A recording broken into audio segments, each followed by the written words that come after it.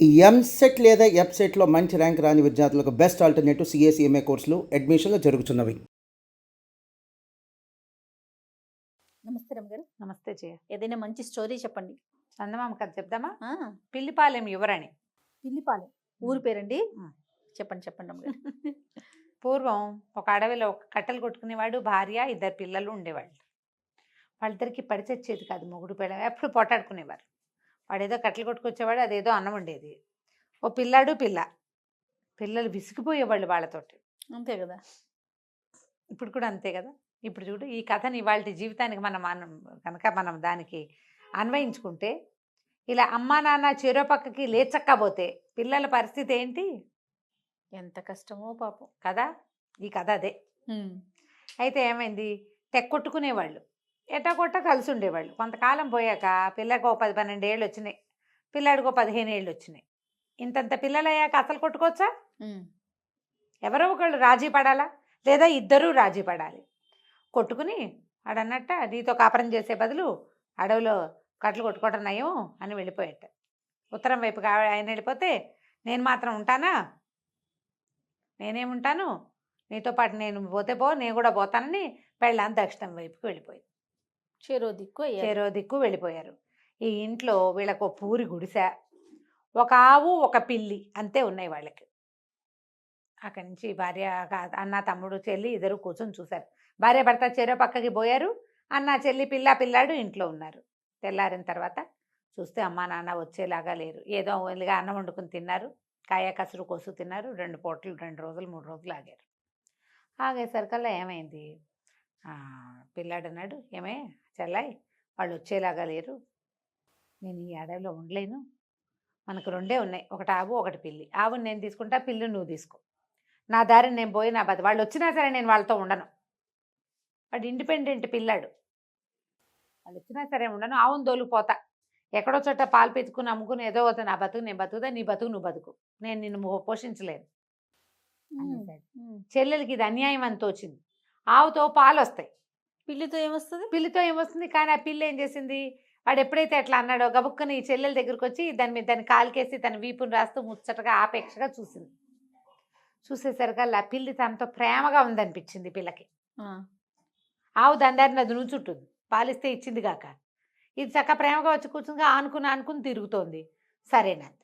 అంటమేంటి, చెల్లెలు మనసు మార్చుకుంటుందేమో నీ అన్నయ్య అంటే, వాళ్ళ అమ్మ నాన్న ఎంత సెల్ఫిషో వాడు అంతే సెల్ఫిష్. చెల్లెల్ని వదిలిపెట్టేసి ఆవును దోలుకుని వెళ్ళిపోయాడు. ఈ పిల్ల బీకమొహం వేసుకుని బయటకు వచ్చి నుంచింది, చూస్తోంది అన్నయ్య వెళ్ళిపోవటం. వాళ్ళంతా వెళ్ళారు, మనం కూడా ఏ వైపుకైనా వెళ్ళిపోదామా అని మాట వినపడింది. ఎవరు మాట్లాడుతున్నారో తెలియలే. లోపలికి వెళ్ళి చూస్తే పిల్లి లేదు, పిల్లి ప్లేస్లో ఒక పిల్ల ఉంది. ఆ పిల్ల ఏం చెప్పిందంటే, నువ్వు అటు ఇటు చూస్తావు, నువ్వెవరివి అంది. పిల్ల చెప్పింది, నువ్వు అటు ఇటు చూడకు, నీ పిల్లినే నేను, మా నాన్న ఒక మంత్రగాడు, నన్ను ఈ అడవిలో పెట్టుకుని తిప్పుతూ ఉండేవాడు, నాకు రూపం మార్చుకునేందుకు అవకాశం ఇచ్చాడు, నాకేమో ఎప్పుడూ మనుషులతో ఉండాలని ఉంటుంది. తర్వాత ఆ మధ్య ఏవో జడిబూటీల కోసం, అంటే ఏమనాలి, మన మూలికల కోసం వెతుకుతూ మా నాన్న ఎక్కడికో వెళ్ళిపోయాడు, ఏమైపోయాడో తెలీదు, చాలా రోజులైంది. మరి నేను ఈ పిల్లిలాగా మారి తిరుగుతున్నాను, ఇక ఏ జంతువులా కావాలంటే ఆ జంతువులా మారిపోగలను నేను. బాగుంది, సరదాగా ఉంటుంది నాకు, కాకపోతే నాకు మనుషులతో ఉండటం ఇష్టం.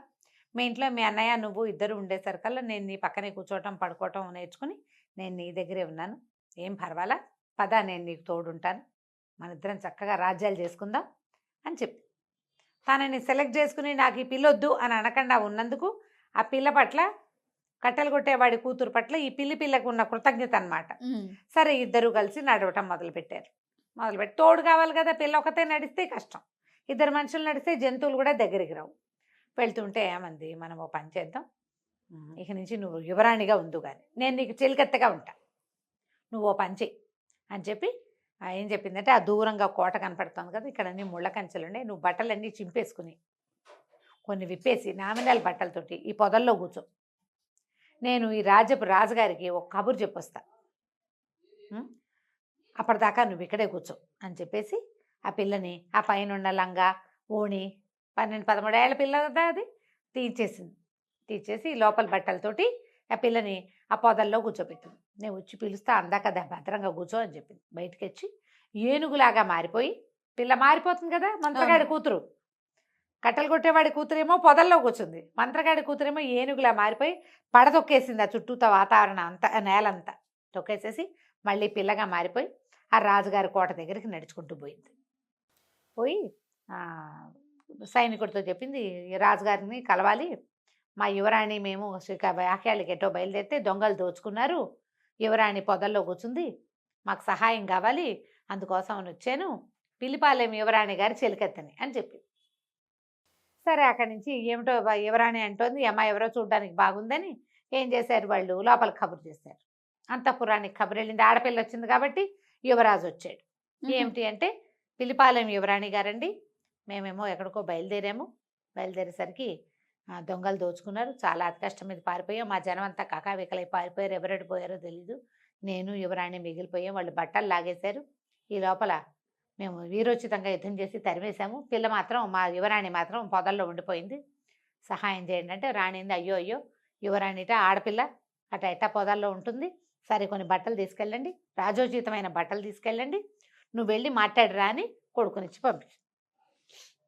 యువరాజు వచ్చి చూసి, అబ్బో ఇదేదో చాలా పెద్ద యుద్ధం జరిగింది, ఏనుగు తొక్కేసింది కదా, ఏనుగు తొక్కిడేటా ఉంటుంది, అదే కదా. చాలా పెద్ద యుద్ధం జరిగింది, బోళంత పెద్ద యుద్ధం జరిగిందండి, మా వాళ్ళు కొంతమంది చనిపోయారు కూడా, మిగిలిన వాళ్ళు వాళ్ళని మోసుకుపోయారు అన్నది. సరే బట్టలు తీసుకెళ్ళి యువరాణి, ఈ అమ్మాయి ఏం చేసింది, మీరు ఇక్కడ ఉండండి నేను వెళ్తానండి, బట్టలు పుచ్చుకుని ఆ పొదల లోపలికి వెళ్ళి అక్క అక్క అని కేకేసి బట్టలు వేసేసుకో అని చెప్పి మంచి బట్టలు తొడిగించింది. పిల్ల కొంచెం చూడ్డానికి బాగుంటుంది, 13 ఏళ్ల పిల్ల అంటే కొంచెం ఉన్నబడిపోయింది అప్పటికే పిల్ల. బట్టలు వేసేసుకో, నువ్వెవరైనా అడిగితే పిల్లిపాలెం యువరాణినని చెప్పు. కట్టెలు కొట్టేవాడి కుదిరి భయం వేసిందమ్మో, యువరాణిలాగా ఉండటం ఏమిటే నీ దుంపదేగా, నాకు తెలీదే అట్లా ఎట్లా ఉండాలంటే, ఏం పర్వాలా నువ్వు ఎలా ఉంటే అలా ఉంటే, మా ఊళ్ళో అంతే అని చెప్పు, పిల్లిపాలెంలో అంతే అనాలి అని చెప్పింది. అంతే. అక్కడి నుంచి బయటికి తీసుకొచ్చింది. యువరాజు ఆశ్చర్యపడిపోయి, ఎంత బాగుంది అని, ఇంతకీ మీరు ఎక్కడికి బయలుదేరారు అనగానే పిల్ల ఏడవటం మొదలుపెట్టింది. ఎక్కడికి బయలుదేరారో ఏం చెప్తుంది, వెంటనే ఈ చెలికెత్తుందిగా మంత్రగాడి కూతురు, అది అందుకొని, ఇప్పుడు ఏం అడగద్దండి, చాలా డిస్టర్బ్ అయిపోయింది యువరాణి, దిగులు పడిపోతుంది, అసలు ఇంటికి వెళ్ళే దారి కూడా ఆవిడే మర్చిపోయింది, నేను మర్చిపోయాను, కొద్ది రోజులు స్థిమితపడినామండి, నేను నిదానంగా కనుక్కుంటాను, నేను చెప్తాను మీకు అన్నది. అనగానే ఈయన ఏం చేశాడు, ఓ పల్లకి తీసుకొచ్చారు, యువరాణిని అందులో కూర్చోబెట్టారు, మంత్రగాడి కూతురు చెలికెత్త కదా పక్కన నడుచుకుంటూ పోయింది. లోపలికి వెళ్ళారు. వెళ్ళిన తర్వాత సరే కొంచెం ఈ అమ్మాయి పద్ధతులు కొన్ని వాళ్ళవి వింతగా ఉండేవి, మా ఊళ్ళో అంతే అనేది. ఈ అమ్మాయి నిజంగా సుకుమారి అవునా కాదా అనేవి తెలుసుకోవడం కోసం ఈ పిల్ల ఈ విధంగా దీనికి రకరకాల పరీక్షలు పెట్టారు వాళ్ళు. ఈ మంత్రగాడి కూతురు ఉంది కదా, అది ఈగలాగానో దోమలాగానో పీలికలాగానో ఎలాగోలాగా చిలకలాగానో మారి యువరాణి చుట్టుపక్కలే ఉంటూ కాపాడి, ఇగో అది తినబోక, అది రాణులు తినేది కాదు అని చెప్తుంది అనమాట. ఒక స్వీట్లు చేశారు, అది ఇక్కడ అంటే కొంతమంది రాజులు తినకూడని పదార్థాలు కొన్ని ఉంటాయి కదా, ఆ పిల్ల అవి తినేది కాదు, ఇది చిలక రూపంలో కూర్చుని అది తినద్దు అని దీనికి వినపడేలాగా చెప్పేసేది. ఇంకా ఆ వస్తువు తినకుండా ఉండేది. యువరాణి లక్షణాలు కనపడుతున్నాయి. ఓసారి ఏం చేశారు, ఒక పూచిక పుల్లని పరుపు కింద పెట్టారు. మర్నాడు పొద్దున్నే రాణిగారు అడిగింది, అమ్మ రాత్రి నిద్ర బాగా పట్టిందంటే, ఏమోనండి మంచ కింద పరుపు కింద ఏదో రోకలి బండ ఉన్నట్టుంది, ఎంత గుచ్చుకుందో, ఆ పక్కకి ఈ పక్కకి పడిపోతూనే ఉన్నాను, రాత్రి అంతా నిద్రే పట్టలేదంటుంది. అమ్మో పిల్ల చాలా సుకుమారి, యువరాణులు అలా ఉంటారు. అట్లా మెల్లిగా ఫిక్స్ అయింది. కొంచెం అమ్మాయి నవ్వుతూ మామూలుగా మాట్లాడుతుండే సరికల్ మీ ఊరు ఎక్కడ అని పీడించడం మొదలుపెట్టారు. అడుగుతారు కదా, అడిగేసరికి ఈ అమ్మాయి ఏమో ఒకరోజు ఏడ్చింది. ఆ పిల్ల మంత్రగాడి కూతురు దగ్గర, వస్తే ఇట్లా చేసావు, వీళ్ళేమో మీ ఊరు ఎక్కడ, మీ కోట ఎక్కడ, మీ కోట ఉందా పదా మీ కోటకు అంటున్నారే, ఇప్పుడు ఎట్లాగే అంటే, ఏం పర్వాలా మన కోట కూడా ఒకటి ఏర్పాటు చేస్తాను, 2 రోజులు భద్రంగా ఉండు, అలవాటైంది కదా ఉండు, నేను చూసొస్తానండి. అది పోయింది అటు ఇటు, అది చిలకలాగా మారి అటు ఇటు వెతుక్కుంటూ వెళ్తే ఈ ఊరికి రాజుగారి కోటకి ఒక 5 ఆమడల దూరంలో ఒక పురాతనమైన కోట ఒకటి ఉంది. దాని చుట్టూ అన్ని పల్లెటూళ్ళు ఉన్నాయి. ఈ కోటలో ఏంటంటే రాజులు ఎప్పుడో పోయారు, పాడుపడింది కోట, కొంచెం పాతబడింది, పాడు కాదు పాతబడిపోయింది. ఎవరూ లేకపోయేసరికల్లా ఆ కోటలో ఒక రాక్షసి దాన్ని ఆకట్టుకుని ఉంది. అదేంటంటే రాత్రిళ్ళు అక్కడ ఉంటుంది, పగళ్ళు ఉండదు. బయటికి వెళ్ళేటప్పుడు తలుపేసుకెళ్తుంది, తన తలుపు తీసుకుని లోపలికి వచ్చి తెచ్చుకున్న పదార్థాలు పెట్టు తిని తెల్లవార్లు పగలల్లా పడుకుంటుంది. రాత్రి అయ్యేసరికి బయటకు వెళ్తుంది.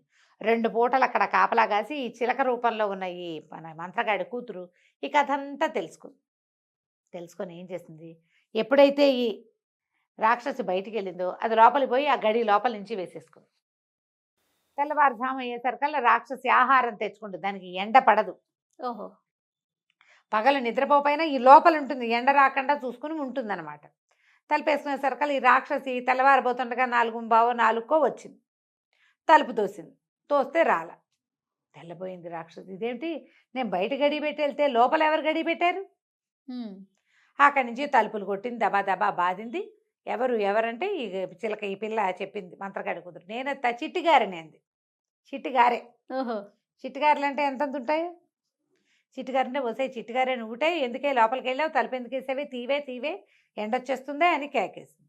ఎండ రావడానికి ఏముంది లేదు, నా సంగతి వినవా, నా కథ విన్నాక తలుపు తీస్తా. సరే ఏమిటి కథ అంటే, నేనేమో మొదట పప్పుని, నేను గింజని, నన్ను దంచారు, చెరిగాక నానబెట్టారు, తర్వాత పొట్టు తీశారు, ఆ తర్వాత రుబ్బారు, రుబ్బి రుబ్బి రుబ్బి రుబ్బి అని చెప్తే సర్కాలు నువ్వు నీ రుబ్బుడు తగలయ్యా, ఆపవే కథ, తలుపు తీవేను. చీచి నా కథ డిస్టర్బ్ చేసావు, ఉండు అసలు నేను సంగతి చెప్పాలని మళ్ళీ స్టార్ట్ చేసింది. నేనేమో మొదటి గింజని, నన్నేమో దంచారు, నన్నేమో చెరిగారు, నన్నేమో ఆ తర్వాత నానబెట్టాక పొట్టు తీశాక రుబ్బి రుబ్బి రుబ్బి అని చెప్పడం వల్ల రుబ్బడంలోనే ఉంది. వసే నీ కథ ఎప్పటికీ అవదేమిటే అనగా నన్ను డిస్టర్బ్ చేసావు, నేను మొదటి నుంచి చెప్తాను మళ్ళీ మొదలు.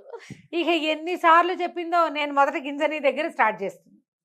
ఈ లోపల ఏమైంది, ఓ పక్కన అదేమో ఎండాకాలం, శీతాకాలం అయితే సూర్యుడు నిదానంగా వస్తాడు. మంచి ఎండాకాలంలో ఏమవుతుంది, రావడం మొదలు వెలుగొచ్చేస్తాం. సూర్యుడు రావడం మొదలెట్టేసరికి కేకలు పెట్టింది, అరిచింది, బతిమాలింది, భంగపడింది. ఏం చేసినా వసే చిట్టిగారే ఆ తలుపు తీవే, బంగారు పిల్లవు కదా నువ్వు, నీకు కనకపు సింహాసనం చేయిస్తానే, లోపల బోళ్ళని వజ్రాలు వైడూర్యాలు ఉన్నాయి, అవన్నీ ఇస్తానే, తలుపు తీవే అని బతిమలాడి చచ్చిన ఆ కోట తలుపు మాత్రం తీలాదు. ఇంతలో బాగా ఎండొచ్చి, సూర్యుడు కనపడేసరికల్లా ఈ నుంచున్న రాకాసంతా ఇట్లా కరిగి ప్రవహించేసి ముద్దలా తయారైంది, బూడిదైపోయింది. అది ఎండ పడితే బతకదు. పూర్తిగా గొడవ బయట సందడంతా సమసిపోయాక అప్పుడు తలుపు తీసి చూస్తే ఇంకేముంది, మొత్తం పెద్ద బూడిద కొట్టుంది. ఇదేం చేసింది, లోపల నుంచి చెంబులతో బిందెలతో నీళ్లు తెచ్చి మొత్తం నీళ్ళన్నీ దిమ్మరించి ఆ బూడిదంతా తడిపేసేసి మట్టిలో కలిపేసేసి బార్లా తలుపు తీసి పెట్టింది కోటకి. అక్కడి నుంచి కోటలో అక్కడక్కడ ఉన్న రకరకాల గంటలు అవి ఇవి వెళ్లాడేసి ఉన్నాయి. లోపల బోల్డ్ అంత సంపద ఉంది. ముందున్న సంపదే కాకుండా ఈ రాకాసి ఏర్పరిచి పెట్టిన సంపద కూడా బోల్డ్ అంత ఉంది. అంటే అది బయటికి వెళ్ళి చుట్టుపక్కల ఉన్న గ్రామాలు ఉన్నాయి కదా, దానికి ఆనుకుని దాంట్లోకి ఎవ్వరూ రావటం లేదు. ఈ రాక్షసు వల్ల రాకాసి భయం ఉంటుంది కదా, అందరికీ పోయి చెప్పొచ్చింది. ఈ పిలిపాలెం అని కోటకు పేరు పెట్టాం, పిలిపాలెం యువరాణి గారు పెళ్లి చేసుకోబోతోంది, మీరంతా తలా ఒక పని చేసి కోట అంతా శుభ్రం చేయండి, మీ యువరాణి వస్తే మీ జీవితాలు బాగుపడతాయి అని ఊళ్ళో అందరికీ చెప్పింది. గంటలు మోగుతున్నాయి కాదు, లోపల ఒక గుడి కూడా ఉంది. ఆ గుడి తలుపు తీసి ఆ గుడిలో గంటలు కూడా కొట్టింది. అక్కడి నుంచి ఊళ్ళో జనం అంతా వచ్చిపడి మొత్తం కోటంతా శుభ్రం చేస్తారు. యువరాణి వస్తుంది, ఆ వారసులు ఎవరో ఉన్నారు, వారసురాలు వస్తుంది, అందుకని అంతా శుభ్రం చేశారు, ఎక్కడొక్కడ సరి చేశారు. ఈ అమ్మాయి కొంచెం దగ్గరుండి అది పని చేయించింది. ఆ ఊళ్ళో ఒక పెద్ద మనిషికి నగలు నాణ్యాలు ఉన్నవన్నీ, ఇవన్నీ మీ యువరాణి సంపద, మిమ్మల్ని బాగా చూసుకుంటుందని చెప్పి వాడి చేతులు పెట్టింది. అక్కడి నుంచి చిలకలాగా మారి ఎగురుకుంటూ వచ్చేసేసి మంత్రగాడికి, అదే మన కొట్టలు కొట్టేవాడి కూతురు చెప్పింది, నువ్వు పిలిపాలెం యువరాణివి, నీకు పిల్లిపాలెం కోట కూడా సిద్ధమైంది, నీకు వచ్చిన భయమేమీ లేదు, మీ ఇల్లు ఎక్కడ అంటే తీసుకెళ్ళి చూపిద్దాం, పెళ్లి చేసుకుంటానంటే చేసుకుందు కానీ అన్నది. ఇంతలో రాజకుమారుడి పిల్లని చేసుకుంటానన్నాడు. ఈ అమ్మాయికి తెలుసు రాజకుమారుడు ఎంతసేపు వచ్చి చూస్తూ ఉండేవాడు, అబ్బాయిలు చూసే చూపులు ఆడపిల్లలకు తెలియకుండా ఉండవు. చేసుకుంటానంటే రాజు రాణి అన్నారు. ఒరే పెళ్ళైతే మనకు దొరికింది, బాగుంది, చెలికత్తుంది, వాళ్ళ ఇల్లు వాకిలి ఊరు వాడు మనకేమీ తెలియదురా అంటే, ఈ పెళ్ళబోయి ఏం చెప్పిందంటే, ఎందుకు తెలియదండి, ఇక్కడికి 5 ఆమడల దూరంలో ఉంది, మేము షాకు గురై మర్చిపోయాము, ఇప్పుడు గుర్తొచ్చింది, మా దారంతా మా రోడ్డంతా బాగున్నాయి, కావాలంటే ఎవరైనా పంపించండి, మీ చిన్నబ్బాయిని పంపండి, తీసుకెళ్ళి చూపిస్తానని రాజుగారి చిన్న కొడుకుని వెంటేసుకుని తీసుకెళ్ళి చూపించింది. కోటలో మరమ్మతులు జరుగుతున్నాయి, పెళ్లికి సిద్ధమవుతోంది, కొంత మటుకు శుభ్రపడిపోయింది, చక్కగా ముత్యాల తోరణాలు, లోపల పెద్ద గుడి. ఇన్ని చూసేసరికల్లా రాజకుమారుడు ఆశ్చర్యపోయాడు. ఓ ఇదంతా మీ యువరాణిదేనంటే, కావాలంటే నాది కూడాను, మేమిద్దరమే దీనికి వారసులమని చెప్పింది. చెప్పేసరికల్లా వాడి ఇంటికి పోయి, అమ్మ దీన్ని పెళ్లి చేసుకుంటాను నేను, వాళ్ళది పెద్ద కోట అని చెప్పి చెప్పంగానే రాణిగారు సంతోషించి పెద్దమ్మాయినేమో మంత్రగాడి కాదు కట్టెలు కొట్టేవాడి కూతుర్నేమో పెద్ద కొడుక్కి, మంత్రగాడి కూతుర్నేమో చిన్న కొడుక్కి పెళ్లి చేసి ఈ పిల్లిపాలెం యువరాణిని ఆవిడ చెలికత్తని పిల్లిపాలెనికి పంపించారు.